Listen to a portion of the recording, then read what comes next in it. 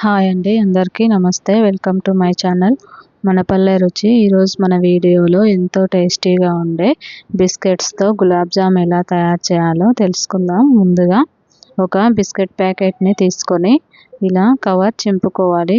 మీకు ఏది ఉంటే బిస్కెట్ ప్యాకెట్ దాంతో చేసుకోవచ్చు. నేనైతే ఈ బిస్కెట్తో చేస్తున్నాను. ఇలా ఒక గిన్నెలో తీసుకున్న తర్వాత వీటిని చిన్న చిన్న ముక్కలుగా మనం తుంచుకొని మిక్సీలో వేసి మెత్తగా పిండిలాగా గ్రైండ్ చేసుకోవాలి. ఇలా చిన్న చిన్న పీసెస్ లాగా చేసుకుంటే మనకి మిక్సీ పట్టుకోవడానికి ఈజీగా ఉంటుంది. మీరు 5 రూపాయలవి మ్యారీగోల్డ్ బిస్కెట్స్తో కూడా చేసుకోవచ్చు. దీని టేస్ట్ అనేది చాలా బాగుంటుంది. ఇలా ముక్కలు చేసిన తర్వాత ఈ బిస్కెట్ ముక్కలని ఇలా మిక్సీ గిన్నెలో వేసుకొని మెత్తగా పిండిలాగా మనం గ్రైండ్ చేసుకోవాలి. ఇలా మెత్తగా గ్రైండ్ చేసుకున్న తర్వాత దీన్ని మనం ఇలా జల్లెల్లో పోసుకొని జల్లించుకోవాలి.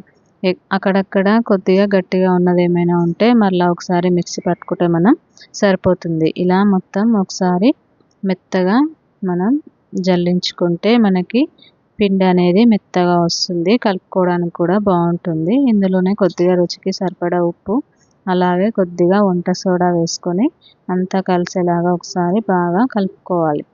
దీన్ని మనం వాటర్తో కాకుండా పాలతోటి కలుపుకోవాలి. అప్పుడే టేస్ట్ అనేది చాలా బాగా వస్తుంది.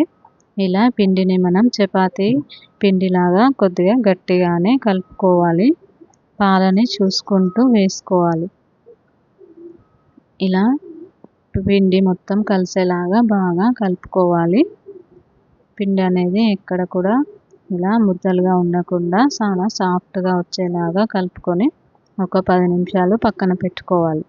ఈలోపు మనం దీనిలోకి పాకం తయారు చేసి పెట్టుకోవాలి.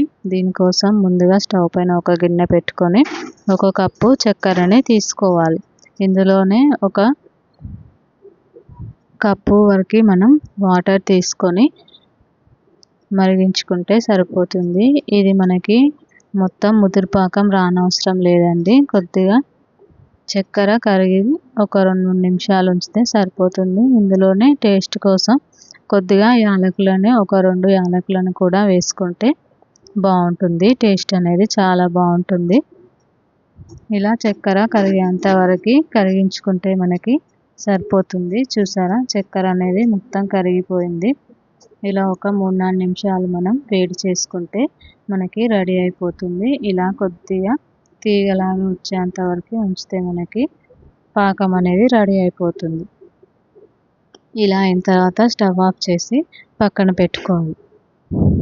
తర్వాత మనం ముందుగా కలిపి పెట్టుకున్న ఈ బిస్కెట్ పిండిని తీసుకొని మనకు కావలసిన సైజులో చిన్న చిన్న ఉండల్లాగా చేసుకోవాలి, రౌండ్గా వచ్చేలాగా.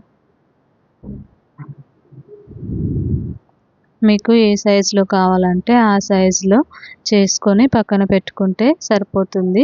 ఇలా అన్ని బాల్స్ని తయారు చేసుకొని పక్కన పెట్టుకోవాలి. మనకి కావలసిన సైజులో చేసుకొని పక్కన పెట్టుకొని ఆయిల్లో వేసి డీప్ ఫ్రై చేసుకుంటే సరిపోతుంది. ఇలా అన్నిటినీ రెడీ చేసి పక్కన పెట్టుకోవాలి. తర్వాత స్టవ్ పైన కడాయి పెట్టుకొని డీప్ ఫ్రైకి సరిపడా ఆయిల్ వేసుకొని ఆయిల్ బాగా వేడైన తర్వాత మనం ముందుగా రెడీ చేసి పెట్టుకున్న ఈ బాల్స్ని ఇందులో వేసుకొని డీప్ ఫ్రై చేసుకోవాలి. మంచి కలర్ వచ్చేంత వరకు ఫ్రై చేసుకుంటే మనకి బిస్కెట్స్తో గులాబ్ జామ్ అనేది రెడీ అయిపోతుంది. ఇలా 2 వైపులా తిప్పుకుంటూ మంచి కలర్ వచ్చేంత వరకు వీటిని ఫ్రై చేసుకోవాలి. మనం ఈ బాల్స్ని వేసుకునేటప్పుడు ఆయిల్ అనేది బాగా వేడైన తర్వాత మాత్రమే వేసుకోవాలి. అప్పుడే మనకి ఈ గులాబ్ జాములు అనేవి లోపటి వరకు ఫ్రై అయ్యి టేస్ట్ అనేది చాలా బాగా వస్తుంది. వీటిని ఫ్రై చేసుకునేటప్పుడు మంటని మీడియం ఫ్లేమ్లో పెట్టుకొని ఫ్రై చేసుకోవాలి. ఇలా మంచిగా 2 వైపులా తిప్పుకుంటూ గోల్డెన్ కలర్ వచ్చేంత వరకు ఫ్రై చేసుకుంటే మనకి ఎంతో టేస్టీగా ఉండే బిస్కెట్స్తో గులాబ్ జామ్ అనేది రెడీ అయిపోతుంది. వీటి టేస్ట్ కూడా ఎంతో బాగుంటుంది. మీరు కూడా ఒకసారి తప్పకుండా బిస్కెట్స్తో ఇలా గులాబ్ జామ్ని ట్రై చేసి మీ పిల్లలకి పెట్టండి. టేస్ట్ అనేది ఎంతో బాగుంటుంది. మీ ఇంట్లో వాళ్ళకి కూడా తప్పకుండా నచ్చుతుంది. ఇలా ఈ కలర్ వచ్చేంత వరకు ఫ్రై చేసిన తర్వాత ఇవి వేడివేడిగా ఉన్నప్పుడే మనం ముందుగా రెడీ చేసి పెట్టుకున్న పాకంలో వీటిని వేసుకోవాలి. ఇలా వేసి ఒక 5-6 నిమిషాలు వీటిని ఇలాగే ఉంచితే పాకం అనేది బాగా పీల్చుకొని గులాబ్ జాముల టేస్ట్ అనేది ఎంతో బాగొస్తుంది. మీరు కూడా ఒకసారి తప్పకుండా ట్రై చేయండి. మీకు కనుక ఈ వీడియో నచ్చినట్లయితే లైక్ చేయండి, షేర్ చేయండి, కామెంట్ చేయండి. మరిన్ని మంచి వీడియోస్ కోసం మా ఛానల్ మనపల్లె రుచిని సబ్స్క్రైబ్ చేసుకోండి.